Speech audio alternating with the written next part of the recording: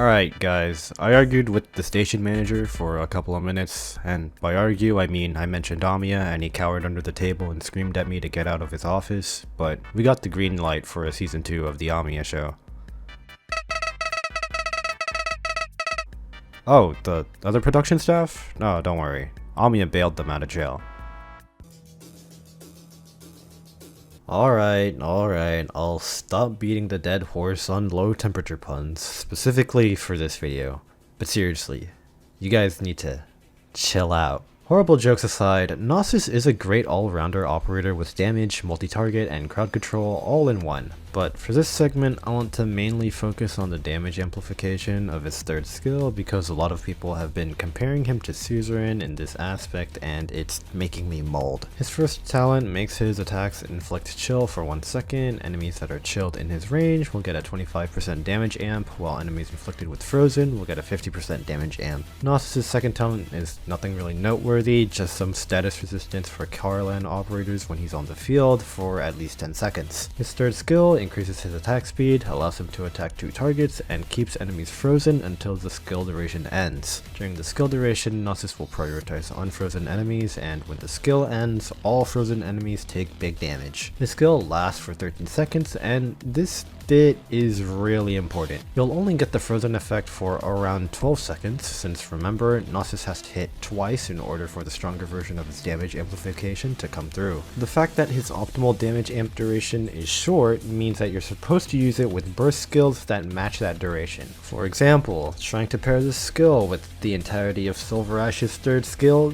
doesn't really work out because you're missing damage amp from over half of SA's skill. Even though Gnosis' 50% damage amp is higher than Suzu's 40%, you're still going to be missing out on a lot of that duration, so SA is just going to do less damage. And that's the main difference between Gnosis and Suzerain. Suzerain has way longer uptimes, so she's better for operators like Silver Ash, Surtur, or Schwartz. Gnosis, on the other hand, does way better with shorter duration skills. Since the Funny Birdman also has the Frozen mechanic, which reduces enemy arts resistance by a flat amount, he synergizes with arts damage sources even more. AS' third skill is a great example of this, being only 2 seconds larger than Gnosis' skill. If you want to be an absolute genius and say that there are more enemies that are frozen immune than sluggish immune, making Suzerain better, stop right there. It's a little agonizing when people compare the number of enemies that can be hit by a certain crowd control effect compared to another, because that doesn't really matter most of the time. What matters more are the multiple roles they occupy. Suzerain still has her passive healing, sluggish, and expanded range, while Gnosis deals a decent amount of damage during his skill along with the frozen benefits, so you're bound to use them for more than just their damage amplification anyways. Welcome back to the Amiya show. We took a little vacation from season 1, but don't worry, we're here to stay. Speaking of vacations, I sure love them, but boy do I hate planes. What about you, Amiya? Yeah, the food is absolutely awful. I know, right? Their chairs are so uncomfortable and you can barely move or lean back unless you're first class. But do we look rich here?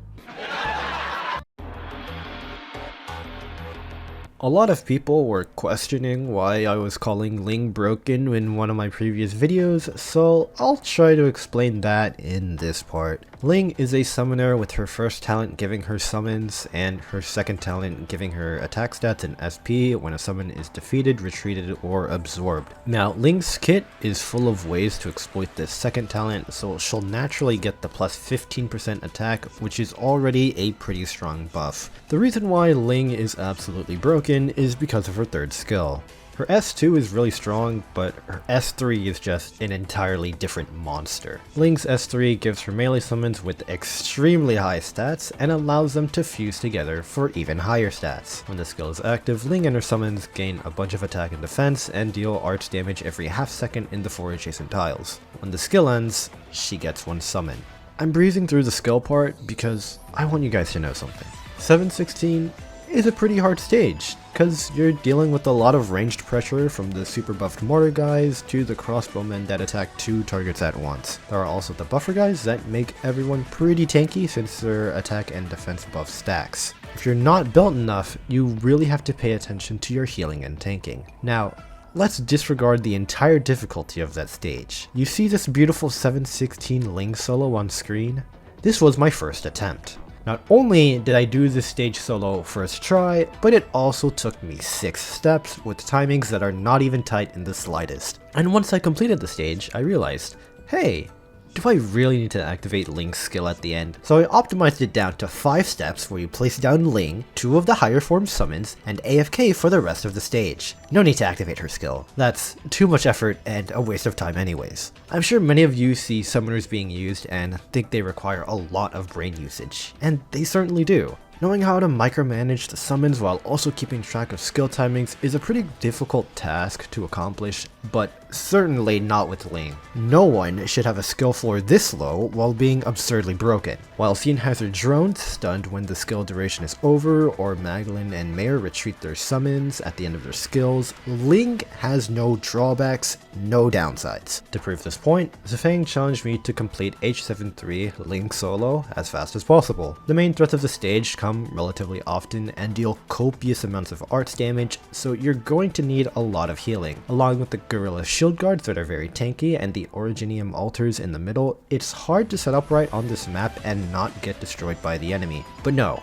not with Ling. I completed an H73 Ling solo in less than 20 minutes. Without using mines, by the way, because, you know, it was too much effort to deploy them. I also barely have any summoner experience, with Scene being my only summoner raised for integrated strategies. No operator should be doing this much alone, even if they are a summoner. A lot of you will say, Ling may be broken, but that's why her summons have a high DP cost, silly. If she can't open in a stage, that surely means she's balanced. And that's pretty crazy. Now name a stage where that actually matters. So you have the Vanguard chip stage and wait a second, Ling has her other skills too. Remember, Ling's third skill isn't her only skill, she also has her first and second, which may not possess the fiendishly broken higher forms, but are still extremely strong in their own ways. Okay, maybe all of this doesn't seem impactful to you, so let's put it in a different perspective. Ling, before her module upgrade was released, could solo every stage out of the entire story except 15 of them. And I'm sure it's even less now because of module upgrades. Magallan can only solo 10 stages past chapter 4, so why should Ling be able to solo this many? I don't even want to talk about her module that does way too much for her, because this segment is already long enough. I'm not here to dissuade you from pulling Ling, so calm down, put down your pitchforks. At the end of the day, it's a personal choice whether you want to pull for an operator or not, but I just want to let you guys know, Ling is absolutely horridly broken. I'm gonna have to be real with you guys. I don't use Magallan at all, as seen by this E180 Magallan right in my account, and I have no idea how she works on an actual complex level. I have a general idea on how to use her from a lot of clears I've seen, but it's really basic summoner stuff, so it's not that interesting, and so that's why we're just going to skip her.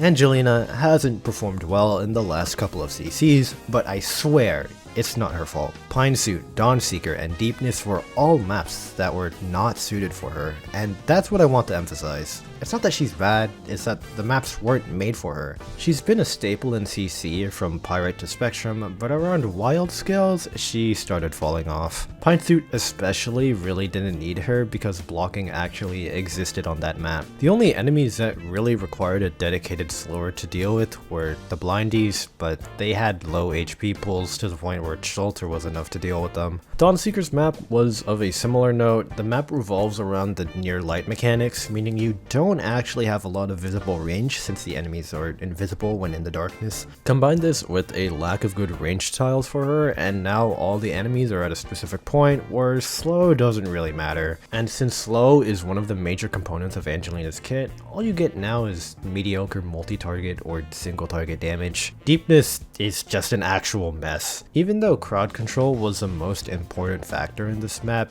Angelina doesn't have enough range to not get sanity damage from any of the Screaming Flower guys or first to Morbs. It's okay though, we just have to pray that CC10 will match with our best girl. Back onto the subject of planes, what do you think of the blankets and pillows they hand out? I agree, but you should probably calm down, Amia. Amiya, you can't say this type of stuff on camera. No, stop it. Our ratings are gonna go down. We're gonna get canned. The Amiya show has been cancelled due to violating multiple censorship broadcasting laws. Amiya is currently suing the Federal Broadcasting Committee on account